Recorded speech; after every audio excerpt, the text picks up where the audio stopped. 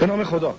خدمت شما بینندگان عزیز سلام عرض می کنم و امیدوارم که شب خوبی رو در پیش رو داشته باشید. دیدار پایانی مسابقات فوتبال قهرمانی باشگاه‌های آسیا، دهمین دوره اون رو از ورزشگاه داکا خدمت شما عزیزان گزارش می‌کنیم با این امید که انشالله مورد توجه و پسند شما عزیزان واقع بشه. تیم لیاونینگ چین قهرمان دوره گذشته آسیا با پیراهن و شورت جوراب یک دست سفید در سمت چپ تصویر مشخص هست و آبی پوشان استقلال قهرمان فوتبال باشگاه کشور ما در سمت راست بازی خواهد کرد. فینال در مقابل تیم لیاونینگ از چین قرار گرفته، تیمی که 7 بازیکن ملی پوش داره. ما از سال 1347 در این مسابقات شرکت کردیم که تیم پیروزی اولین شرکت کننده در این مسابقات بود که در مرحله مقدماتی حذف شد. در سال 49 استقلال به مقام قهرمانی باشگاه آسیا رسید، در 50 استقلال سوم شد. بعد ما یه دوره رکود داشتیم، در مسابقات حضور نداشتیم تا سال 65 که ملوان در دوره اول نتیجه خوبی به دست آورد و در دوره دوم بنا به مسائلی شرکت نکرد. در سال 67 هم باز پیروزی شرکت داشت که میتونست باز هم به مقام قهرمانی برسه، با یه شکست در مقابل محمدان از دور مسابقات حذف شد. آقای کوثر اینم از اون نوشته هست. تصویرهای درست بزرگتر از این حروف یه شاهرخ بازی رو خوب عوض میکنه. مطمئنم تو که اشاره کردید یکی از راههای پیشرفت فوتبال آفریقا و کم کردن فاصله‌اش با فوتبال مدرن همین بوده. توپ رو حالا بچهای استقلال توی محوطه جریمه فرصت برای همه کار داره. البته یه قضیه رو پیاده میکرد به شکل خوبش، یه ضربه بلند روی دروازه لیاونینگ، مرفاوی سرخاب قاطی میکنه دونگلیکیان توی یه برگشت دیگه قلعه‌نویی هم اضافه میشه به این جمع. دفاع فشرده خیلی آسان‌تر از بازی کردن درون میدان. به هر حال بچهای استقلال بچهای پخته و با تجربه هستن، استخوان‌مندی تیم ملی رو تشکیل میدن و بایستی که ما حرف اول در سطح آسیا بزنیم. استعدادش رو داریم، شایستگی شده. صادق برمزیار یه مقدار باز حفظ توپ، بازی توی عرض، آرامش دادن به بازی و پیدا کردن راه رسیدن به دروازه حریف. شاهرخ بیانی یه لحظه به نظر میاد خطا باشه، البته نبود. قلعه‌نویی بازی رو عوض میکنه. حالا استقلال یکی دو دقیقه هست که توی زمین لیاونینگ کار میکنه و بیشتر صاحب توپ هست و میدان از آن این تیم. مجید میدفیلدر استقلال উঁচু করে ফেলেছেন বিপদসীমার মধ্যে এবং গোল করলেন হাসান জাদে টপার ইস্তেকলাল ক্লাবের মজিদের ডান পায়ে ক্রস ফ্রি কিক থেকে এবং গোল করে দলকে এগিয়ে দিলেন ওখানে হাসান জাদে। 1-0 গোলে এগিয়ে গেল ইস্তেকলাল ক্লাব আজকের এই ফাইনাল খেলায় প্রতিদ্বন্দ্বী লিয়াওনিং ক্লাবের বিরুদ্ধে। 20 মিনিটের সময় আপনারা রিপ্লেতে আবার দেখতে পাচ্ছেন, হেড করলেন ওখানে হাসান জাদে মজিদের ক্রস থেকে এবং বলকে জালের মধ্যে প্রবেশ করিয়ে দিয়ে 1-0 গোলে এগিয়ে দিলেন ইস্তেকলাল ক্লাবকে। প্রথমার্ধের 20 মিনিটে با سرخاب با شناختی که مربی چین از این دو بازیکن داشت، منتها وقتی این دو مدافع سرخاب و مرفوعی رو گرفتن، حسن زاده از پشت اون ضربه سر گل استقلال زد. یه بار دیگه یک ضربه از راه دور، یه تأثیری هم ژتا و روش میذاره در گل. امیر قلعه‌نویی بود. مهدی فنونی زاده شارخ بیانی یه حرکت بدون توپ انجام میده، ساده توپ هم میشه، حرکت از مرفوعی هست، سرخاب در کنارش، قلعه‌نویی یه ضربه از کنار دروازه تیم لیاونینگ به آوت میره. تسلط استقلال روی حرکات فردی بازیکنان کاملا مشخص است. ضربه که مجید نامجو مطلق زد این بازیکن. امیر قلعه‌نویی که روی زدن این ضربات شایستگی زیاد داره این کار رو انجام میده، توپ خوبی رو ساخته و پرداخته میکنه. این بیانی جمعش میکنه. امیر قلعه‌نویی یه توپ خوب برای شاهرخ. موسوینی جلو رفت از کنارش او و گذار میکنه مجددا به امیر قلعه‌نویی که تمامی توپا در میان میدان به او ختم میشه. برای سرخاب در نشون دادن با وجودی که مساوی با استقلال اونو رو از رسیدن به مرحله نیمه نهایی حذف کرد، منتها بازی استقلال رو بیشتر پسندیدن. شاهین بیانی کاپیتان استقلال صاحب توپ هست. این ضربه خطا رو امیر قلعه‌نویی میزنه. تصاویری که از دوربین بالا گرفته میشه یه مقداری تار هست و اون شفافیت لازم رو نداره. به هر حال اون چیزی که مشخص از قد و قامت بچهای ما، امیر قلعه‌نویی پشت این ضربه هست و مهدی فنونی زاده میزنه و با اختلاف نسبتا زیادی از روی دروازه به اوت. توضیحات کاملتری در این خصوص برای شما خواهم داشت. اگر هست مطلبی آقای کوسری بفرمایید تا بریم به گزارش نیمه دوم. خواهش میکنم. یه ضربه از ساموئی بود روی تیر اول، حرکتی هم هانگ چونگ انجام داد، یه گام به جلو برداشت عابدزاده که موثر واقع شد. یعنی تو این موردا زودتر از این باید حرکت کنه عابدزاده قبل از مهاجم توپو قطع بکنه. بله، مسائل رو شما فرمودین که به چه شکل استقلال بازی کرد و تیم لیونینگ چگونه بود. دروازه استقلال با نفرات بیشتر در داخل زمین استقلال به دلیل همون اصطلاح در پیش گرفتن تاکتیکی که خدمتتون عرض کردم، یه ضربه به تو مرفوی سرخاب، یه فرصت عالی حالا برای سرخاب و از کنار دروازه به آوت میده. فرصت خوبی بود برای تیم استقلال. در حال و تکرار قهرمانی در آسیا، این یکی از پرستاره ترین استقلال های همه تاریخ بود، با عابدزاده، نامجو مطلق، قلعه‌نویی، شاهرخ و گل تساوی خودشون صاحب توپ میشه. یه مقدار حالا شاهین میتونه فاصله‌اش رو کمتر بکنه با خط میانی، جلوتر بده که استقلال بتونه با تعداد بیشتری از بازیکن‌ها در داخل زمین حریف به این شکل صاحب توپ باشه. بازی رو باز میکنه جایی که ورمزیار هست، وانگ جیم در مقابلش. حالا برای مطلق اونم جا میذاره برای قلعه‌نویی، ضربه‌شو میزنه برخورد. امیر قلعه‌نویی واگذار میکنه به صادق ورمزیار، به خود قلعه‌نویی تو 1 و 2 برای صمد مرفوی یا شاهرخ بیانی هست. 14 رضا نلچگر. حالا مرفوی برای موسوینی که جلو اومده، یه پاس خوب برای قلعه‌نویی که میرفت دروازه تیم لیونینگ رو باز بکنه. رضا نلچگر یا شماره 14 حالا صاحب توپ هست. جناح چپ برای صادق ورمزیار. صادق ব্যাক পাস, বল পেয়েছেন মেহেদি, বাঁ পায়ে উঁচু করে ফেললেন, ডান প্রান্তে আগুয়ান আমিরের কাছে আক্রমণ ইস্তেকলাল, ডান পায়ে উঁচু করে ফেলেছেন বক্সের মধ্যে, গোলের সম্ভাবনা কিন্তু এবং গোলের বাঁশি বাজিয়েছেন রেফারি।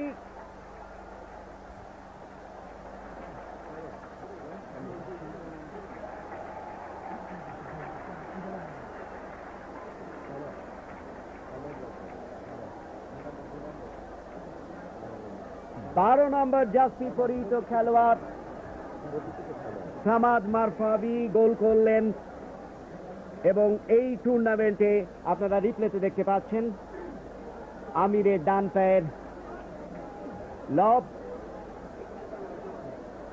চলে যাচ্ছে বক্সের মধ্যে, হেড করলেন এবং সামাদ যে শটটি নিয়েছিলেন গোলরক্ষক জুতাও নিজের নিয়ন্ত্রণে রাখতে পারলেন না, শেষ পর্যন্ত বল আলের মধ্যে চেষ্টা করেছিলেন প্রতিহত করবার জন্য. حالا بیرون نمیاد مرفوی، یه مقدار زمان رو از دست بدن، میتونه داور اعلام بکنه که تعویض انجام نشه اگر مرفوی بیرون نیاد. بله، چنگیز هم داخل زمین میشه. 93 دقیقه بازی رو پشت سر میذاریم. استقلال 2-1 جلو هست با گل‌های چنگیز تعویض شد. حالا بچه‌های استقلال با چنگ و دندون جامی که درون دستاشون گرماش رو احساس میکنند رو حفظ میکنه. استقلال میره که برای دومین بار قهرمان آسیا بشه در فاصله زمانی حدود 20 سال و امسال سال 1991 هست. ببینیم که این ثانیه های آخر که داورم عجیب داره به گرفتن اونها این نتیجه چگونه هست. قانونی‌زاده میاد بدون تفکر این ضربه رو بلند میفرسته. پایان بازی استقلال قهرمان باشگاهی کشورمون و لیانی قهرمان چین قهرمان دوره گذشته تمام میشه با حساب 2-1. آقای کوثری اجازه بفرمایید که این پیروزی خوب و شایسته رو که بازیکنان زحمتکش استقلال، مربیان و دستاندرکاران این تیم برای کشورمون، برای کل فوتبالمون به ارمغان آوردن، خدمت تمامی فوتبال دوستانمون، عزیزان علاقمند فوتبال، جامعه ورزشیمون و مردم خوب کشورمون که این دومین بار پیاپی است که این رو لمس میکنن و مزه شیرین اون رو احساس میکنن، تبریک بگیم. امیدوار باشیم که این حرکت رو به رشد فوتبال ما همچنان حفظ بشه، ما بتونیم که این شهم شایستگیمون رو به نحو احسن به فوتبال آسیا و جهان نشون بدیم و آرزو بکنیم برای موفقیت تیم پیروزی در روز جمعه در بازی با الهلال که میره در فینال جام در جام باشگاه‌ها، ضمن اینکه این موفقیت استقلال روی یک سیر صحیح، یک روند صحیح روی فعالیت ورزش، فدراسیون فوتبال و استقلال و ইরান দুই ইরানি খেলোয়াড়দের তাদের জাতীয় পতাকা নিয়ে স্টেডিয়াম প্রদক্ষিণ করতে আমরা দেখতে পাচ্ছি। ল্যাপ অফ অনার যাকে বলা হয়,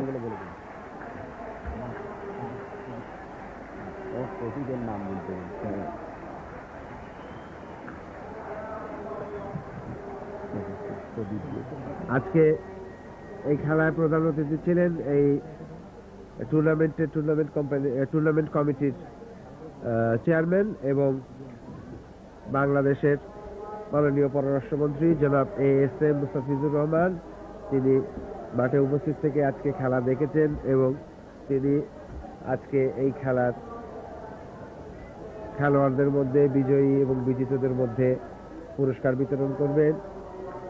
আপনারা দেখতে পাচ্ছেন ইস্তেকলাল ক্লাবের খেলোয়াড়রা ইরানের জাতীয় পতাকা সবুজ, সাদা এবং লাল রঙের জাতীয় পতাকা, মাঝখানে সাদার মধ্যে লেখা এবং ম্যানেজার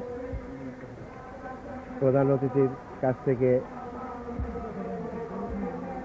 ট্রফি গ্রহণ করছেন।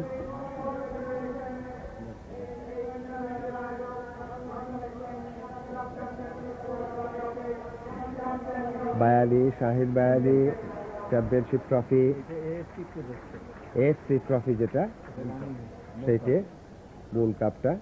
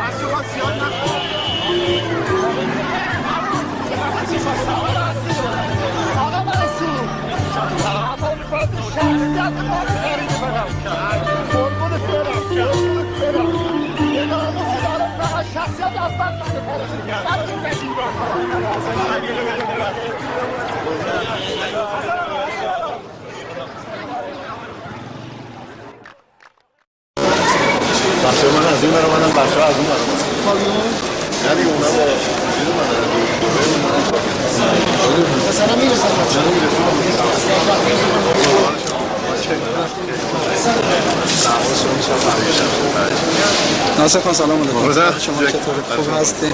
آقا خودتون دروازه‌بان سابق تیم استقلال بودید. نظرتون در رابطه با قهرمانی تیم استقلال که در جام باشگاه‌های آسیا بوده چیه؟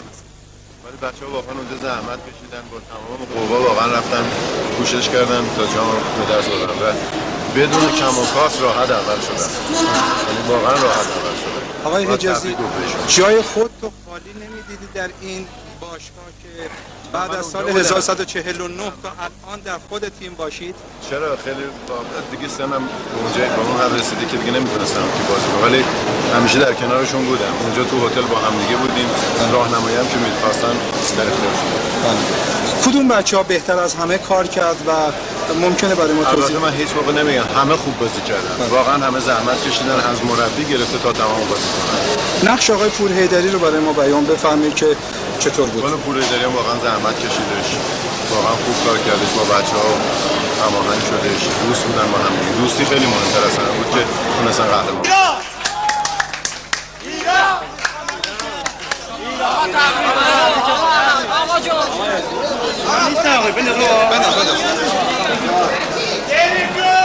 آقا عقب‌تر برو.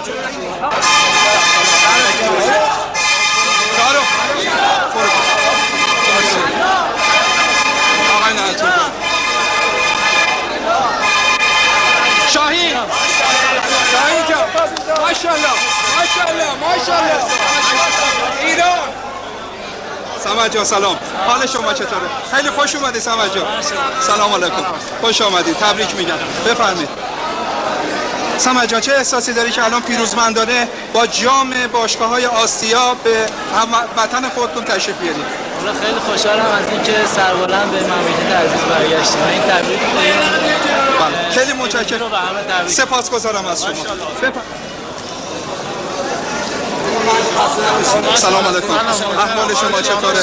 تبریک میگم بهتون، مبارک باشه. آقای مختاری فر تبریک میگم بهتون. چه احساسی داری پیروزمندانه به وطنتون تشریف آوردید؟ با غرور تونستیم بیایم اینجا و این جام رو برای مملکتمون آوردیم. خیلی خوشحال هستیم. تبریک میگم بهتون. بفرمایید، خواهش میکنم. خیلی پیروزمندانه تشریف آوردیم به وطن. خواهش میکنم نظر خودتون رو در رابطه با این جام به ما بفرمایید. والا چه هستم دیگه حرف ندارم بگم. خدا اینقدر خوشحالم که کام آوردم برای ملت عزیزمون. خیلی ممنون هستم از شما. بازی خوب شما رو از تلویزیون ایران در داکا دیدیم.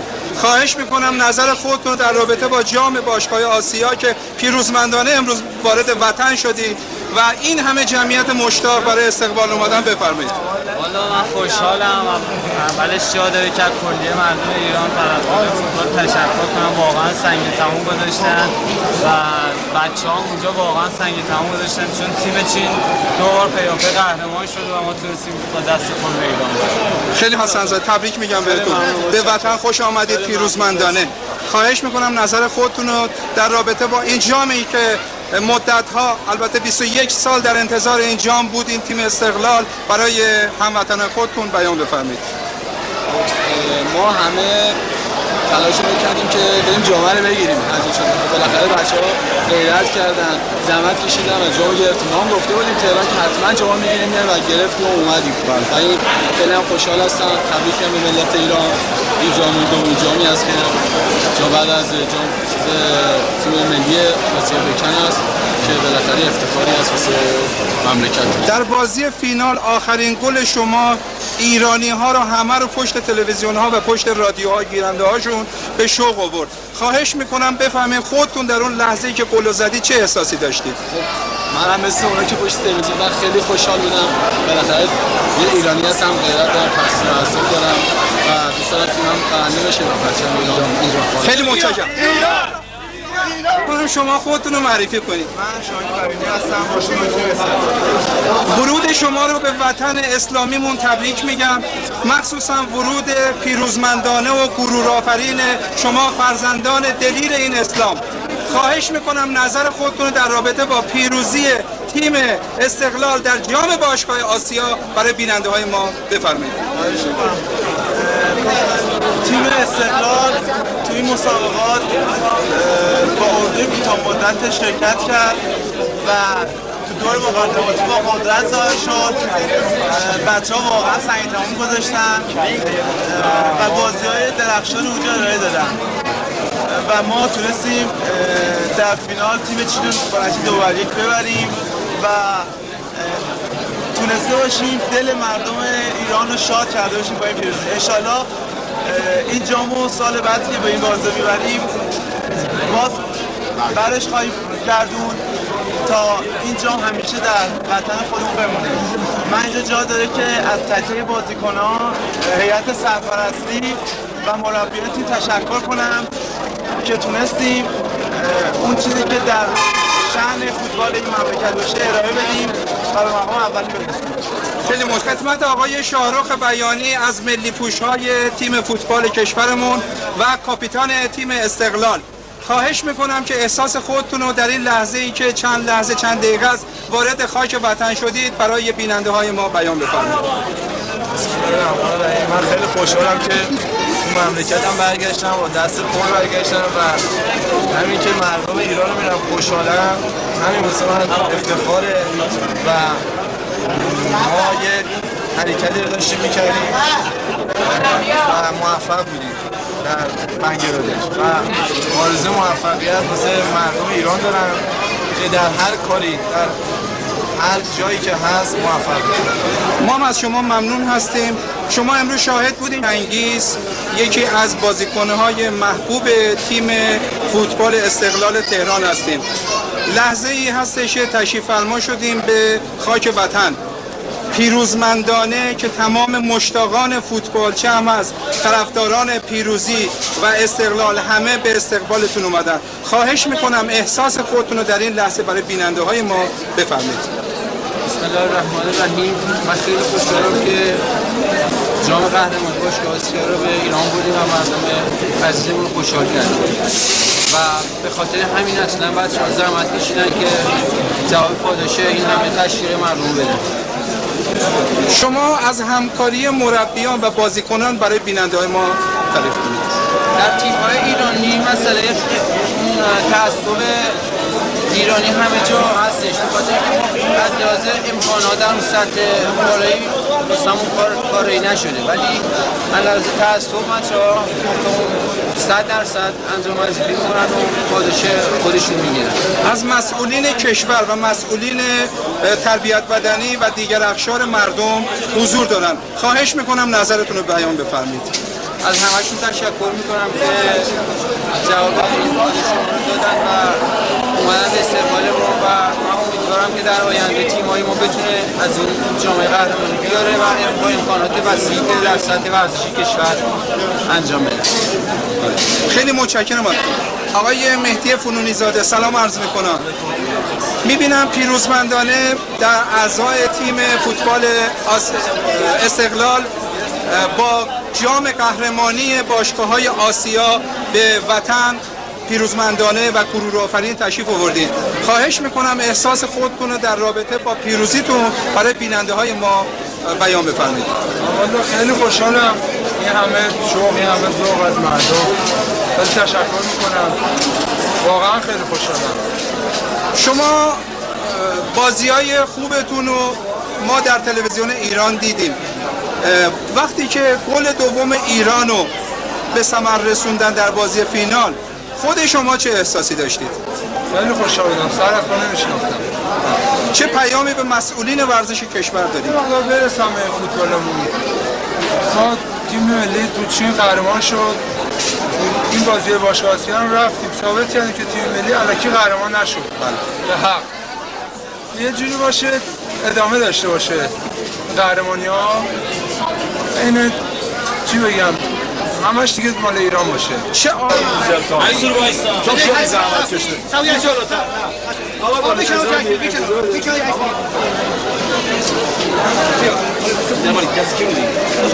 جناب آقای فولیدری سلام علیکم.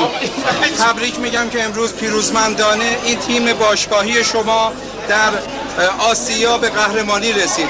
اینها همه از محبت و زحمات برادرانه و بزرگواری شما مربی این تیم پرطرفدار ایران هست. خواهش میکنم در این ورودتون در این لحظات حساس احساس خودتون رو برای بیننده های ما بیان بفرمایید. من خیلی متشکرم، واقعا محبت کردن مردم، اصلا انتظار یه همچین صحنه‌ای رو نداشتیم. در حال وظیفه ما بود، کاری که من نکردم هرچی بود بچه‌ها بودن زحمت کشیدن، چیزی که باید میرفتیم و میگرفتیم میآوردیم ایران و تقدیم مردم میکردیم. کار بزرگی نبود، وظیفه بود. ما تو این سفر دو هدف داشتیم، یکی گرفتن این جام بعد از 20 سال، 21 سال، دومی که ثابت کنیم تیم ملیمون اگر در پکن قهرمان شد شانس و اتفاق نبود. واقعا از حقانیت فوتبال دفاع کردیم، باید این کارو میکردیم چون فوتبال ما تو آسیا برتره. منتها خب یه مقداری مشکلات هست که انشالله با کمک مسئولین ورزش این مشکلات برطرف میشه و ما سریعتر این راه رو می‌ریم. انشاءالله تعالی. امروز مسئولین کشور، مسئولین ورزش کشور و تمام اقشار مردم میدونی که امروز روز تعطیلی هم نیست. خیلی ها، میلیون ها تن از مردم برای استقبال از پیروزی باشگاه استقلال به خیابان ها ریختن، جلوی فرودگاه تهران ازدحام کردند. چه صحبتی برای این عزیزان دارید؟ من صحبتی ندارم، نمیتونم صحبت کنم، نمیتونم چیزی بگم در مقابل این همه احساسات. من اینو بگم این جام مال استقلال نیست، مال ایرانه، مال مردم ایرانه. تقدیم به این مردم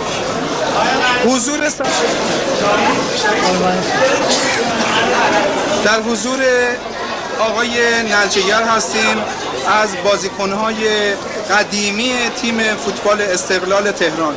آقای نلچهگر خواهش میکنم احساس خودتون رو که با این جام قهرمانی هدیه است برای فرد ملت ایران برای بیننده های ما بیان بفرمایید. والا با این وضعی که پیش اومده باید بگم که انقدر خوشحالم که نمیدونم چی بگم.